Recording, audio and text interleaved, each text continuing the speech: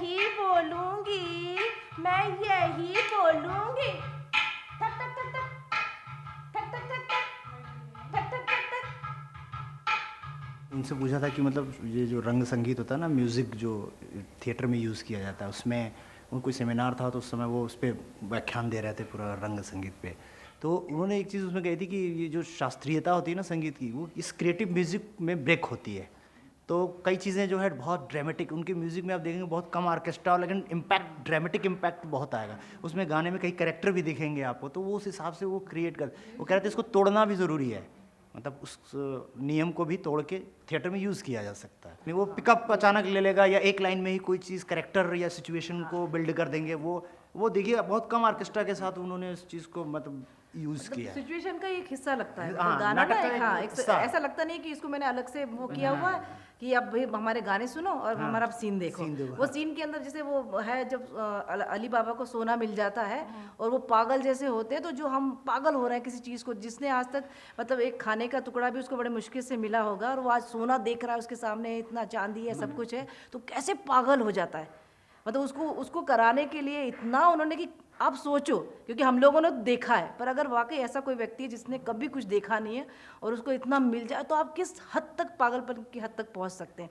तो वो म्यूजिक के अंदर ही उन्होंने म्यूजिक बनाया था और उसके अंदर बातें भी चल रही हैं वो कि जैसे हाँ वाला आपका जो सोना नहीं, हाँ, जैसे वो एक गाना इसमें है ना, म्यूजिक है रिदम के साथ, तो वो हाँ, कैरेक्टर भी है हाँ, और कैरेक्टर भी है, मतलब और कहने को वो सिचुएशन भी गाना बढ़िया है, बीट दे रहे हैं टटटटा टटटटा टटटटा टट, तो उसमें सोना नहीं बाजरा मापूंगी, सोना नहीं बाजरा मापूंगी, सोना नहीं बाजरा मापूंगी, मैं यही बोलूंगी, मैं यही बोलूंगी, मैं यही बोलूंगी।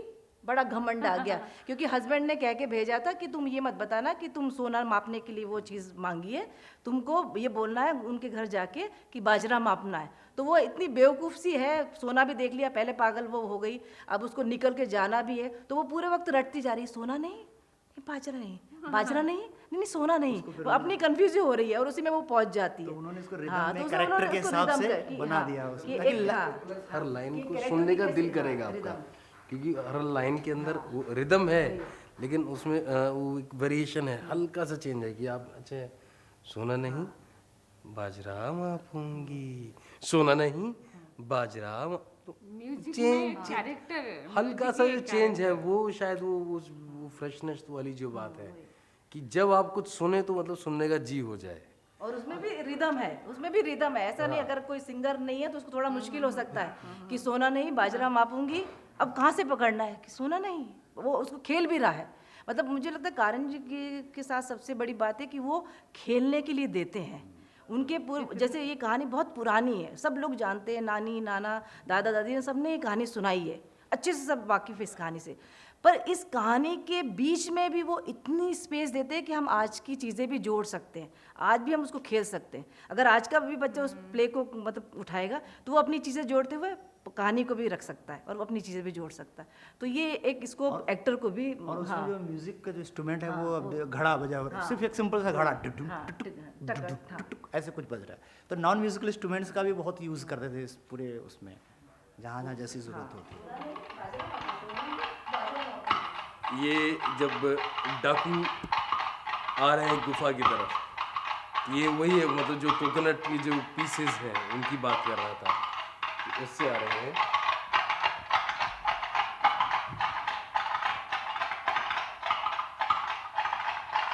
अभी धीरे धीरे घोड़ों की रफ्तार कम हो रही है, लेकिन एकदम झटके से नहीं होगी, धीरे धीरे। पहले पत्थर से ट्राई किया था लेकिन पत्थर से वो बात आई नहीं, लेकिन ये आइडिया अब ये देखिए घोड़ा ज़रा और सधी हुई चाल पर आया और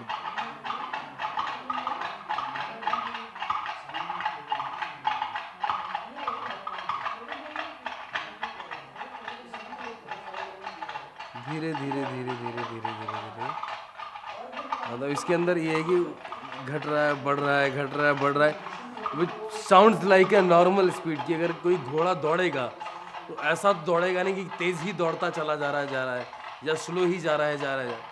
उसकी रफ्तार में उतार चढ़ाव आएगा। तो उसी उतार चढ़ाव को भी उन्होंने इसमें रखा कि वो एक्टर को भी स्पेस दे रहा है, प्लस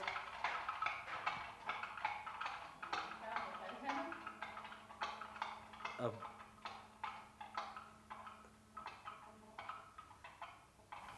तो ये साउंड इफेक्ट सुनकर के कौन नहीं कहेगा कि घोड़ा धीरे धीरे रुक रहा है, या ये कहीं से कोई साउंड इफेक्ट आ रहा है। ये सुनने में वाकई में ऐसा लग रहा है कि हाँ, कहीं घोड़े दौड़ रहे हैं और घोड़े धीरे धीरे धीरे डाकुओं में रोके। ये म्यूज़िक जब चलता था और हम लोग क्योंकि उसमें बाबा ने एक चीज़ ये रखी थी कि जितने एक्टर्स ना मेजर कैरेक्टर भी कर रहे थे, तो उनके लिए भी कंडीशन थी कि उनको भी डाकू बनना पड़ता था बीच में कई बार। तो क्योंकि मतलब 14-15 एक्टर्स की टीम थी हमारी, तो उसमें अब जितने ज़्यादा डाकू दिखेंगे तो वो विजुअली आपको लगेगा कि 40 डाकू हैं। 40 तो डॉक्टर हाँ, तो 40 की तो एक्टर्स की टीम नहीं है, है ना? तो उसमें हम लोग मतलब इस खुल्जा सिमसिम नाटक में तो ये होता था, हम लोग चाहता ना कि मतलब मज़ा भी आता था, एक एक्टर का मज़ा भी कि तुरंत तुरंत कैरेक्टर आपका बदल रहा है। तो हमेशा ये होता था, एंट्री ली आपने एक कैरेक्टर में, एग्जिट ली, एग्जिट लेती होता ना, कॉस्ट्यूम उतारी, दूसरी कॉस्ट्यूम पहनी, अब फटाक से अब कुछ बनना है, अब वो बन करके अब जल्दी अपनी दाढ़ी वाड़ी सेट की, मूंछ लगाई। जैसे अरुणा जी और पूर्णिमा जी ये भी कई बार कभी कभी तो ऐसे हादसे होते थे कि अब हंसना नहीं, डाकू है, मतलब कैरेक्टर तो इतना स्ट्रांग है और मालूम बोला जल्दी जल्दी में मूछ कुछ टेढ़ी सी हो रही है और हाँ चले जा रहे और उसके बाद ये हुआ कि तो हंस क्यों रहा था विंग में आके, तो मूछ देख अपनी, मतलब मूछ देख के हंसी आ रही है, पर वो उस वक्त उतना भी टाइम नहीं होता था कि हम किसी की मूछ देख ले, और इतना सारी चीज़ें लगानी होती थी डाकू को अंदर बांधने का, ऊपर से एक गाउन और अपनी एक शलवार, ऊपर एक पगड़ी और ऊपर से मूछें, सब कुछ, और वो भी 5 सेकंड के अंदर, मतलब आपको सबको रेडी होके, और उसमें क्या सबके रेड कलर के गाउन, तो किसी का गाउन किसी ने अपना जगह पे रखा, कोई किसी का लेके पहन के निकल गया और बेचारा अगला ढूंढ रहा है विंग में। मतलब ऐसा लगता था कि नाटक के बाहर भी एक इतना अच्छा नाटक हो रहा है अगर कोई देखे तो। अब मेरा रोल मैं गणेश जी बनी हुई थी और तुरंत गणेश जी के बाद है ना डाकू बनना पड़ता था, और तुरंत मेरा गाउन किधर गया, कभी कभी तो बिना मुझे के निकल जाती थी दौड़ कर, बड़ा मजा आता था बहुत। जैसे बाकी लोग आए, लाइक मेरा भी जो एक्सपीरियंस यहाँ टीआई कंपनी में रहा बाकी म्यूजिशियंस के साथ, तो एक तो जैसे अजीत चौधरी टीआई कंपनी में एज एन एक्टर टीचर भी रहे। खुल्जा सिमसिम नाटक का जब म्यूज़िक तैयार हो रहा था तो उस नाटक में अजीत ने रोल भी किया, प्लस बाबा को म्यूज़िक में असिस्ट भी वही कर रहे थे मेनली।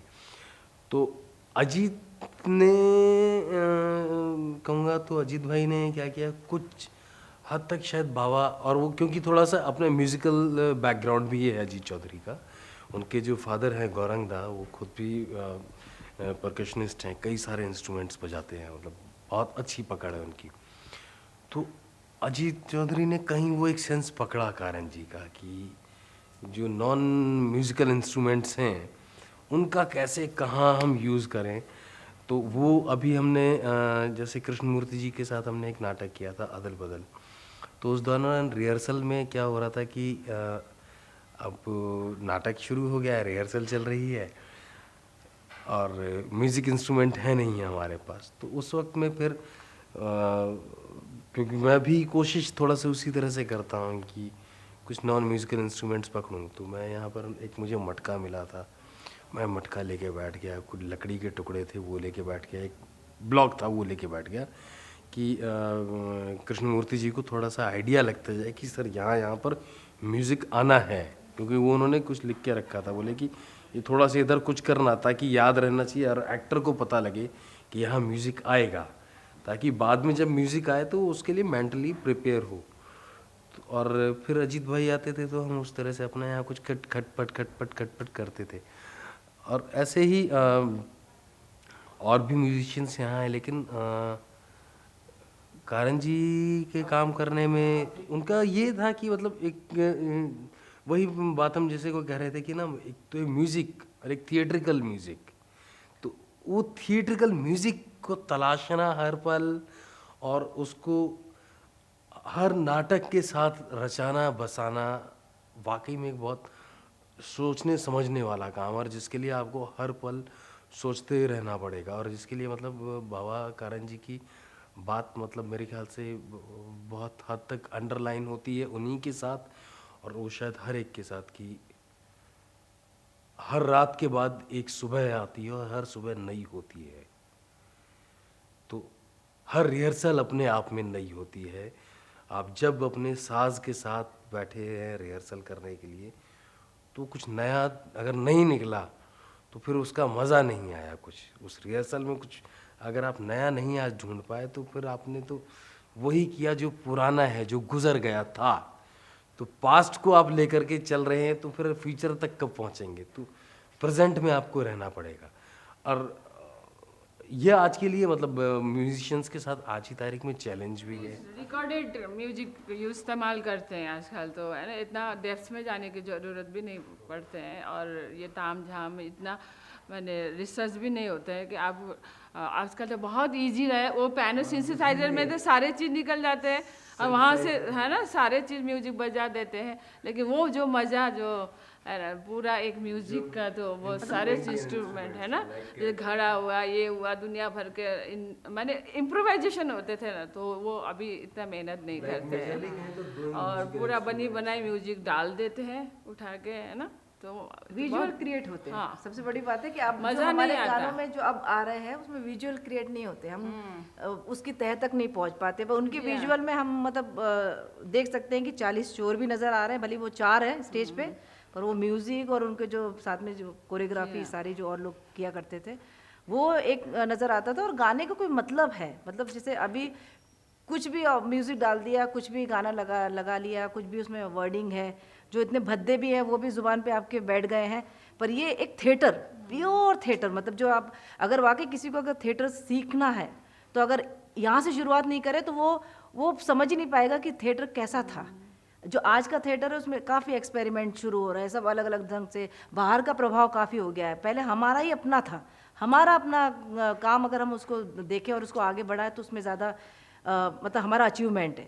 बाहर की चीज़ें लाना या बाहर की चीज़ों को सीखना, या जैसे अब वही है कि एक ही चीज़ में, एक कीबोर्ड में सब कुछ निकल आता है। आपको किसी मतलब पहले बजाने वाले भी होते थे, हारमोनियम वाले भी होते थे, तो उनकी भी एक अपना रिस्पेक्ट होता था, उन्होंने भी इतने समय से उसको सीखा होता था, उनका भी एक।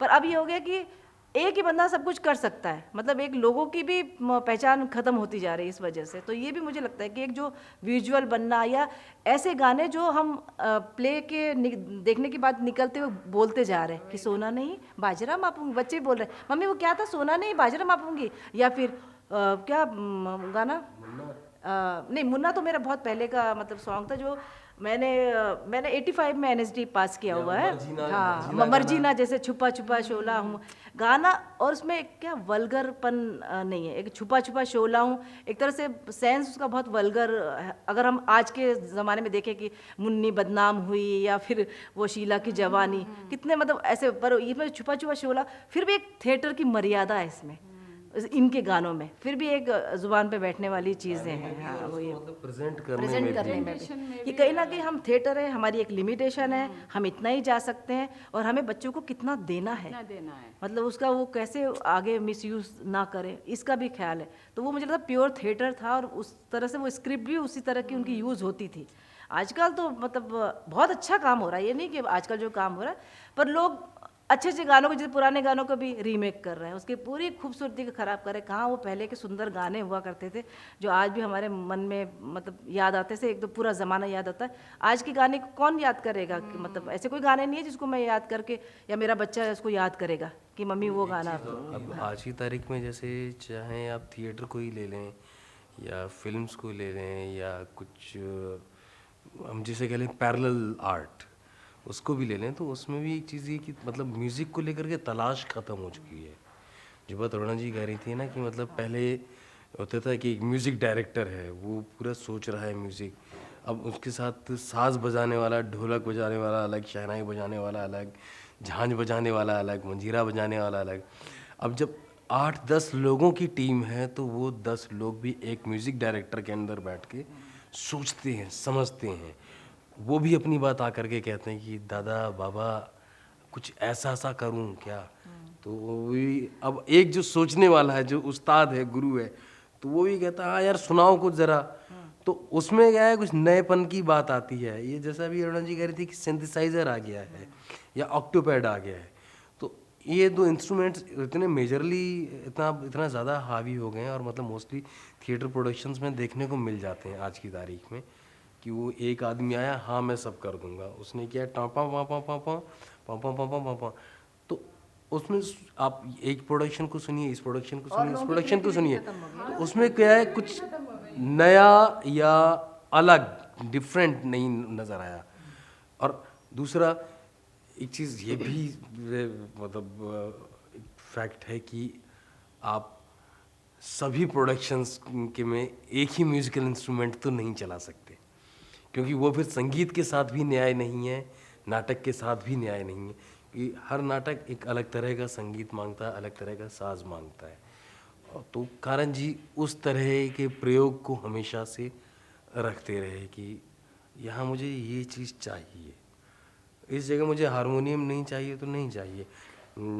लाइक खुलजा सिम सिम वाला ही मगर रेफरेंस लूँ तो उन्होंने कुछ एक जगह हारमोनियम इस्तेमाल किया, चाहते तो बाकी जगह भी कर सकते थे, जबकि हारमोनियम हमारा बेसिक माना जाता है कि सारे गामा सीखा ही उसी पर जाता है, तो उन्होंने हर जगह हारमोनियम को नहीं रखा। उन्होंने नहीं चाहिए मुझे, जहाँ चाहिए जहाँ ज़रूरत है, तो वो जब हम उसको सुनते हैं तो वाकई में लगता है कि हाँ यहाँ इसकी ज़रूरत है। जहाँ जिस साज की ज़रूरत नहीं उस साज की ज़रूरत नहीं है। अब मैं सिंथेसाइज़र और ऑक्टोपैड बेशक 10 नाटकों में बजा दूँ तो उनका इफ़ेक्ट तो एक ही जैसा है, इफ़ेक्ट एक ही जैसा है, क्योंकि वो ऑलरेडी इलेक्ट्रॉनिकली ट्यून्ड है। लेकिन जो आपके नेचुरल बनाए हुए, हाथ के बनाए हुए साज हैं, चाहे वो तबला है, ढोलक है, हारमोनियम है, वो भी ट्यून्ड किए हैं, लेकिन उसमें ये है कि एक सेंस उसमें आपका काम कर रहा है, और दूसरा उसमें आपको एक ताजगी आप पकड़ पा रहे हैं उसके बजाने में। या नारियल का जो खोपा है, मैं नारियल के खोपे से जो आवाज़ निकालूंगा वही आवाज़ मैं दो लकड़ियों से भी निकाल सकता हूँ। दो लकड़ियों को अगर मैं ज़मीन पर वुडन फ्लोर पर अगर मैं बजाऊंगा तो घोड़े के टाप की आवाज़ आएगी, लेकिन वो इफ़ेक्ट नहीं आ पाएगा जो नारियल के खोपे को मारने से आएगा, या मुझे वो इफ़ेक्ट सिंथेसाइज़र या ऑक्टोपैड नहीं दे पाएगा जो उस तरह का प्रयोग दे पाएगा जो मतलब कारण जी सोचते रहते थे। बाबा जी के बारे में बताया बात, तो इन शॉर्ट अगर हम उसको कहें कि उन्होंने कभी भी ऐसा शॉर्टकट रास्ता नहीं अपनाया। जैसे अगर रिकॉर्डिंग हो जाए म्यूज़िक की तो फिर हमको कोई टेंशन नहीं है ना कि कौन सा सुर पकड़ना है या क्या पकड़ना है ना, क्योंकि रिकॉर्डिंग है, वो अपना सुर संभालता रहेगा, उसको सेट कर दिया। अब एक्टर को इतना नहीं, अब उसको लिपसिंग करना है। पर बाबा के साथ काम करते ये लगा कि नहीं, आपको एक्टिंग भी करनी है, साथ में आपको सुर भी सुनना है और आपको सुर में मिला के गाना भी है। तो मतलब एक लंबा रास्ता है आपके एक्टर का, मतलब 2-3 रूप उसके नज़र आ रहे हैं, साथ में एक्टिंग भी दिख रही है, साथ में सुर भी पकड़ना है। भले वो बहुत सुंदर गाने वाला ना हो पर उसको रिदम का सेंस है, वो रिदम से पकड़ रहा है कैसे उसको। और वो कभी भी किसी के साथ उसको वो नहीं करते थे कि भाई तुम इसके साथ साथ गाओ, और तुम्ही को गाना है, तुम ही अपनी रिदम पकड़ोगे, तुम ही सेट करोगे। और वो एक बड़ा चैलेंज, तो मुझे लगता है सबसे बड़ा ये कि एक एक्टर को ये चैलेंज मिलना कि उसके ऊपर कोई यकीन कर रहा है कि आप गाना गाइए और साथ में आप एक्टिंग करें, तो उससे बड़ी बात क्या होगी, कितना उसको मतलब काम करने के लिए वो है। जब मैं 82 में यहाँ पर आई थी तो 85 में हमारे साथ एक प्ले हुआ था, औरत भली राम कली, ब्रेक का प्ले। तो उसमें एक छोटा सा ही, बस एक ही लाइन को मुझे बार बार गुनगुनाना था, पर मुझे नहीं लगा था कि वो लाइन इतनी इंटरेस्टिंग हो जाएगी कि सब सारे मतलब बच्चे उसी को गाना शुरू कर देंगे। तो उसी की मैं बस एक लाइन गुनगुनाना चाहती हूँ। और मुझे लग रहा है 85 से आज करीब 2012 हो गया और मैं आज उस एक लाइन को इतने सालों बाद याद कर रही हूँ। तो मतलब मुझे बहुत ही अच्छा लग रहा है इस बात को सोच के, क्योंकि हाँ, करण जी का ही उनका पूरा प्ले, मतलब वो म्यूज़िक उन्हीं का था। और मुझे एक बहुत बड़ा सा एक ऊपर छज्जा जैसा दिया था, वो थोड़ा सा जैसे वो आते हैं मुजरे उजरे सुनने के लिए, उस तरह का एक एटमॉस्फेयर क्रिएट किया था मेरे लिए। और उसमें बैठ के मैं हमेशा वो एक लाइन वो चलती रहती थी लगातार, तो उसी को लेके मैं बस गा रही हूँ। मुन्ना मेरे मुन्ना, नजर भर के देख ले ये दुनिया, मेरे मुन्ना। मुन्ना मेरे मुन्ना, नजर भर के देख ले ये दुनिया मेरे मुन्ना।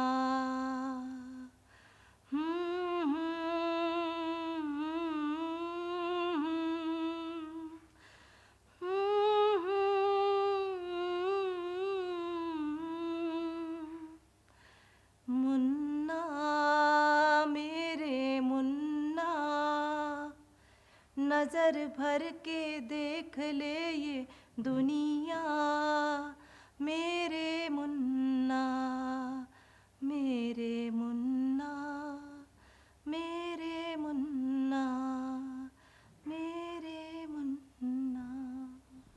बंद हो जा सिम सिम। पलट। घोड़ा उठाया। चलो।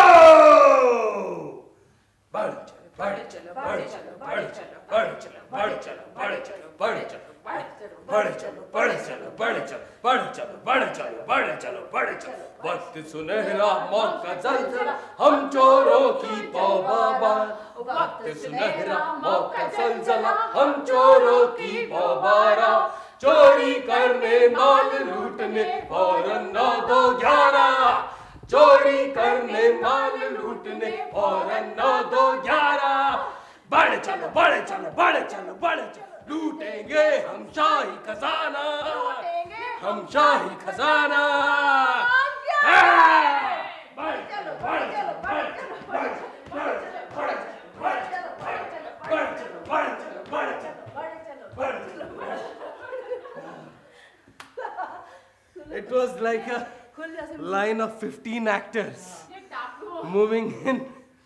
तो मतलब उसमें बाबा ने इसको कोरियोग्राफी वाइज इजी रखा था, लेकिन इसमें ये पहला मोमेंट होता था इस पूरे नाटक का जब सारे एक्टर एज ए रॉबर अपनी फर्स्ट एंट्री लेते थे और उनका पहला गाना था। और अब सब आए हैं डाकू बन के, गुफा में आए, माल रखा, बंद हो जा सिम सिम, पलटे। और इस पलटने में कई बार पता चलता था सबको राइट से पलट रहा है, लेफ्ट से पलट रहा है, मूंछ नहीं लगी है, किसी की दाढ़ी टेढ़ी हो रखी है, कहीं है, किसी के और वो ऐसे देखते थे। तो अब इस पलटने में मतलब क्योंकि ट्रेन्ड एक्टर हैं, एक्सपीरियंस्ड एक्टर हैं, तो कई बार ये होता था कि आप because even though you are trained and you are honestly doing your work, लेकिन आप एक ह्यूमन भी हैं, इंसान भी हैं। अब जैसे ही मैं पलटा, मैंने देखा इनकी तो मूछें कहीं भी नाक में जा रही हैं, तो मेरी तो हंसी छूटी। लेकिन अब मुझे दिखाना है अपने आप को डाकू, मैं बड़े चलो बड़, तो उसी एक्सप्रेशन को मैंने रख लिया कि ये डाकू एक्सप्रेशन है। तो उसी में ही एंगर को पकड़ करके फिर हम लोग उस गाने को आगे कैरी करके फिर ये मूव करते थे। और मतलब पूरा इतना होते थे ना, छोटे छोटे प्रॉप्स, तो बच्चों को बड़ा मजा आता था। घोड़े आए हैं, गधा के मार्क्स पहनना है, कभी घोड़े का मार्क्स पहना रहे हैं, कभी है ना इस तरह के प्रॉप्स, बहुत सारे विजुअली बहुत अच्छा होता था। तो एकदम एक्टर्स का जो मूव होता था मतलब एज ए रॉबर, और इस मूवमेंट में मतलब ये छाऊ का मूवमेंट था चौक पर होने का, और आपके हाथ में लिटरली वो बैम्बू के बने हुए भाले थे खूबसूरत से, और वो पूरा चोगा वोगा अरेबियन ड्रेस पहना है। 15 एक्टर जब मार्च कर रहे हैं इस तरीके से ना, तो पैर से जो एक धमक आती है प्लस म्यूजिक वहाँ से जो आ रहा है, तो देखने से लग रहा है, तो ऑडियंस को ये लगता था कि वाकई में डाकुओं का बहुत बड़ा काफिला आ रहा है, और अभी शायद विंग में से और भी एक्टर निकलने वाले हैं। उसमें उन्होंने ये भी मतलब कर दिया था कि कोई पीछे भी धीरे धीरे चले आ रहा है अपने, कि मतलब और भी आ रहा है, भी और है, मतलब धीरे धीरे आ रहा है। उसमें कंडीशन रखी थी करण जी ने, जो मुझे याद है, मुझे बाद में पता चला था, वो ये कि कोई भी उस मोमेंट में अगर फ्री होगा उसको डाकू बनना है। वो बैक स्टेज में अगर उसके पास 2 मिनट का ही फुर्सत है, वो ये कहते हैं 30 second is enough to change your costume. कपड़ा उतारा 15 सेकंड में, कपड़ा पहना 15 सेकंड में, और क्या चाहिए। रूम में जाने के डांस नहीं था, बैक स्टेज में यूं उतारा कपड़े और यूं डाला। किसी ने किसी का कपड़े या गाउन पहन लिया तो डाकुओं को बस गया। शायद ऐसा फिर वो कोई शो मुश्किल नहीं हो रहा होगा हमारा कि जिसमें हमारा प्ले तो अच्छा हो ही जाता था, मतलब क्योंकि इतना कलरफुल प्ले था तो अच्छा लगता था देखने में, म्यूजिक इतना पावरफुल था, मूवमेंट खूब अच्छे थे, कॉस्ट्यूम बहुत अच्छी थी। पर उसके बाद जो मीटिंग बैठती थी कि किसने मेरा वो गाउन लिया था उस जगह से, पहले बताओ, वो सबके नाम लिखे हुए उसपे, गाउन और हाँ, गाउन और किसी ने मूछें। किसी पट्टा ले लिया, किसने मेरे गाउन। वहां रखा था, मतलब दाढ़ी तो पता लग एक जाती तरह थी। से ये हो जाता था कि अब कौन पकड़ा जाएगा, और मालूम पड़ रहा है कि उसका गाउन वहां रखा था, ये भी कि मैंने यहाँ सब दिखा देगा कि मैंने यहाँ रखा है, मुझे यही मिलना चाहिए। और मतलब ये तो हर बार होता था कि किसी ने किसी का गाउन पहन लिया, कोई छोटा कोई बड़ा गाउन, क्योंकि वो करीब एक ही साइज के हुआ करते थे। तो उस वक्त ये सोचने का तो वो होता नहीं था कि भैया इसने रखा है, पहन लो जो पहन लो, निकल लो, तो सीन तो कर देंगे, तो वो किसी का पीछे पहन पूरा एक के सीन इससे चलता पहले था। क्या होता था कि वो जो इस नाटक में पूर्व रंग होता था, तो उसमें मैक्सिमम एक्टर्स अब पूर्व रंग में हैं। गणेश वंदना हो रही है, पूर्णिमा जी अब गणेश भगवान बने, पूरा धोती वोती एकदम लैविश, गणेश जी का मुखौटा लगा है, लड्डू का थाल पकड़ा हुआ, लड्डू यहाँ फंसा भी रखे हैं एज ए प्रॉपर्टी, कि मतलब ये गणेश जी ऐसा एक्टर है जो गणेश जी का रोल कर रहा है, जो लड्डू चुरा के रख लेता है। तो बच्चों के लिए फनी है कि वो लड्डू पसंद है तो रख लेते हैं, तो ऐसा है। इधर पर जो बाकी और एक्टर्स हैं वो साड़ी वाड़ी, इधर धोती प्रॉपर पहना है। अब मज़ा ये है कि उनको पूरा मिल रहा है 2 मिनट का गैप, उस 2 मिनट में उनको पूरा डाकू बनना है, पूरा डाकू बनना है। टोटल डाकू, मतलब दाढ़ी मूछ, और उसमें भी मतलब अब ये है कि खाली दाढ़ी मूछ लगाने से काम नहीं चलेगा, मतलब क्योंकि अब नहीं तो सारे एक जैसे लग रहे हैं। अब कोई निशान लगा रहा है यहाँ पर, काला कट का निशान लगा रहा है, कोई लाल निशान लगा रहा है कि मैं इतना खतरनाक लगता हूँ। तो उसमें भी जिसको मतलब सेकंड्स का गेम होता था कि मतलब जिसका जो मिला मैंने बांधा फटाक से, कहाँ क्या है, मुझे शीशा दिखा, ये लिपस्टिक मार दी, रेड कलर लग गया, एक और क्रॉस मार दिया, आज अच्छा डाकू। अगले दिन गया तो उसको पता ही नहीं मैंने कल क्रॉस मारा, तो वो राइट का भी निशान मार के जा रहा है। तो मतलब हम ये भी इस चीज़ का भी ध्यान रखते थे कि मतलब और गर्मियों में तो मतलब, सर्दियों में तो बड़ा अच्छा लगता था वो कॉस्ट्यूम, पूरे लबादे पहने हुए सारे के सारे बड़े अच्छे लगते थे। ओ बाप रे, गर्मियों में वो इतना डिटेलिंग कॉस्ट्यूम थी डाकुओं की, मतलब कुर्ते के ऊपर कुर्ता, फिर वो जैकेट, फिर पटका, फिर पता नहीं क्या क्या चीज़ें, और गर्मी में हालत ख़राब, एक तो उसके बोझ को, फिर इधर पसीना, और उसमें भी ये हुआ था कि लोगों को इतना भी समय नहीं रहता था कि एक दूसरे के विंग से निकल जाए। तो एक बार तो बिल्कुल ब्लीडिंग शुरू हो गई, एक मतलब एक हमारे डाकू की, दोनों मिले, भिड़ंत हो गई, उसमें भी वो मतलब वही है कि खून निकल रहा है, फिर वो कॉस्ट्यूम पहना, सीन किया, और बुरी तरह उसका खून मतलब पूरे विंग में खून हो गया था। मतलब ऐसे भी किस्से हुए कि दिख ही नहीं रहा कि इतनी हपड़ दबड़ कि ज़रा सा वो देर हुई तो पूरी फौज चल देगी और ये पीछे रह जाएगा, और पूरी फौज एक साथ जानी, पूरी फौज एक साथ आनी है। ये है वो लबादा जो इत्तेफाकन मुझे याद आया कि ये भी रखा हुआ है। और इसमें भी देखिए नाम लिखा है कुमार, ये कुमार नाम लिखा है, पर ये कुमार का हो सकता है यही पहन ले और ये पहन ले, फिर मेरा नाम लिखा है इसके ऊपर, ये किसने पहना इसे एक था? बार पहन के दिखाओ हाँ। ना। और फिर हम लोग देखते थे कि सीन में कौन ऑन स्टेज था, कौन ऑफ स्टेज, जो ये करामत कर सकता था, तो मतलब ये भी पंगे। तो सबसे मतलब वही बोले कि नाटक के अंदर हमारा जो एक नाटक चलता था वो सबसे और ये ज्यादा एक पट्टा होता था, यहाँ पर एक पट्टा पूरा, ये फिर लाल एक रंग का, वो अब इसके नीचे हाँ। किसने किस रंग की धोती पहनी नहीं पता चलता है, क्या कुर्ता पहना नहीं पता चल रहा है। तो कुछ एक्टर बच जाते थे जिनको चेंज का टाइम नहीं मिलता था, मैं तो कि लबादा डाला, अंदर भी पट्टा बांधा, दाढ़ी मूछ लगाई, पगड़ी बांधी, और आप एंटर ले गए। और इसको उन्होंने मतलब ये आप अगर इसको देखें तो मतलब इसको उस हिसाब से बहुत कंफर्टेबल भी बनाया, और वो मतलब भी है कुछ- कि कुछ- अरेबियन हाँ, टच भी वही है। तो कुछ ही लोग थे जिनको साइज का थोड़ा सा जो ज्यादा लंबे थे या ज्यादा तगड़े थे, उन्हीं के लिए नहीं तो करीब सेम साइज का ही बनाया हुआ था। और वो ये सबने ऐसे बड़े बड़े डार्क पेन से अपने नाम लिख लिख के, कितने लोगों ने तो इधर, कितने लोगों ने तो उधर, की ये जाए नहीं, फिर भी चले जाते थे, क्योंकि वही है कि शो मस्ट गो ऑन, चाहे बाकी आप भाड़ में जाए, कुछ भी हो जाए, आपको कॉस्ट्यूम का पहनना। और है ये निकाल ये के उनका रखा है था, थोड़ा सा गंदा हो गया। हकीम जी का जो ये जो कारण जी ने खुलजा सिमसिम नाटक में जो गाना खुद गाया है, अल्लाह ताला से झगड़ा है मेरा, तो उसमें हकीम जी का जो चोगा है, मतलब अंदर कुर्ता पैजामा है लेकिन उसके बाहर ये शॉल से उन्होंने बनाया हुआ है। इसको आप देख सकते हैं कि शॉल का एक शॉल खरीदी और उस शॉल को जस्ट स्टिच करा करके, मतलब हकीम साहब अपना पगड़ी पहनी, छड़ी ली और आगे। तो बहुत सिंपल से तरीके से, बहुत सादे तरीके के अंदर ही मतलब उस टच को पकड़ना, एटमॉस्फेयर को पकड़ना और उस विजुअल खूबसूरती को भी पकड़ना कि जहाँ एक तरफ ये लाल रंग है डाकुओं का है तो एक हकीम का रंग है जो जिंदगी बचाने वाले है।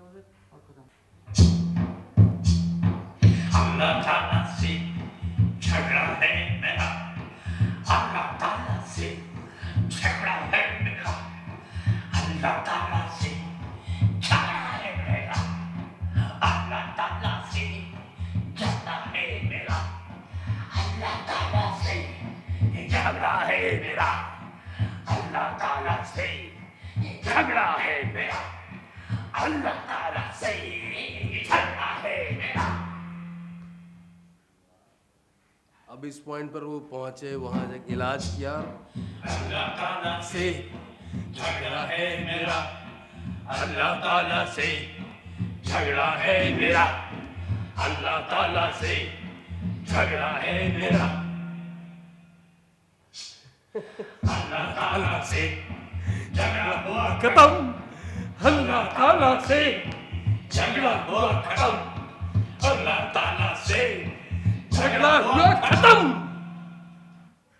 जस्ट इस पॉइंट पर कारण जी ने जो मूड का मैं बता रहा था, इस वाले जो इन्होंने खुद गाया कारण जी ने, तो जब मोहर मिली हकीम को और ज़्यादा मर्जीना के हाथों कासिम की लाश सिलने के बाद कि किसी को बताना मत कि ये लाश सिली है और ये रास्ता तुम किसी को मत बताना, तो उस मौके पर जब मोहर मिलती है तो वहाँ पर जो मूड चेंज होने का है कि अल्लाह ताला से झगड़ा हुआ ख़त्म, तो झगड़ा ऐसा ख़त्म किया कारण जी ने कि मतलब दुनिया से ही झगड़ा ख़त्म कर लिया उन्होंने। लेकिन ये कि स्टिल मतलब आज भी मतलब मैंने जैसे आपको बताया कि मैं आज इस सीडी को मैं करीब शायद 6 साल बाद सुन रहा हूँ, लेकिन मैं आज भी मेरे लिए इसकी यादें उतनी ही ताज़ा हैं, उतनी ही फ्रेश हैं। और इनफैक्ट अभी मतलब पूर्णिमा जी हैं, अरुणा जी हैं, विजय, हम लोग उस वक्त में थे और बाकी एक्टर भी याद आ रहे हैं, तो वो एक जी हो रहा है फिर से कि फिर से यही म्यूज़िक बजे शुरू से और फिर से इसी जगह पर हम थर्ड बेल नाटक जो थर्ड बेल से शुरू होता है वो थर्ड बेल की रिहर्सल हम शुरू करें और इस म्यूज़िक का एक बार फिर से मजा लें।